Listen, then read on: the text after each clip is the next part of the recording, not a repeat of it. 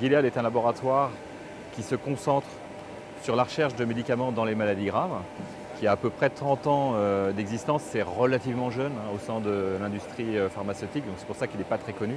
Et l'essentiel de notre histoire a été d'abord de développer des médicaments contre le virus du sida, le VIH, puis ensuite contre le virus de l'hépatite B, de l'hépatite C. Et puis là, nous arrivons dans une nouvelle ère qui est de développer des médicaments contre le cancer avec une technologie très particulière de la thérapie cellulaire et de la thérapie génique.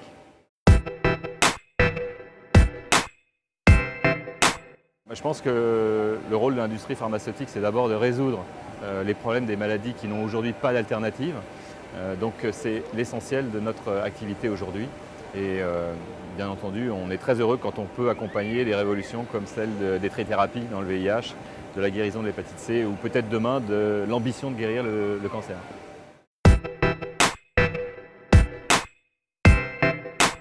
Ah oui, on arrive déjà aujourd'hui sur des petites populations à arriver avec des interventions uniques à guérir. Guérir, on peut utiliser le mot aujourd'hui, je crois. Il n'est pas opposé au mot cancer, certains types de patients. C'est encore préliminaire, mais on commence à y arriver.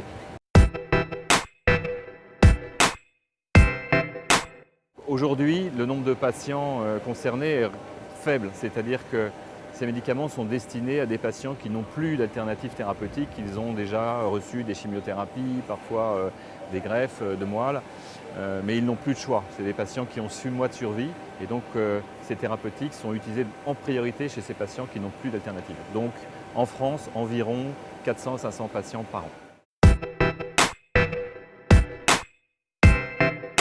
De continuer à développer les médicaments dans des maladies graves qui n'ont pas de solution aujourd'hui.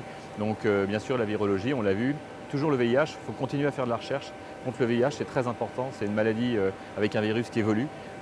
L'hépatite C c'est réglé, je dirais quelque part, puisqu'on guérit 100% des patients aujourd'hui.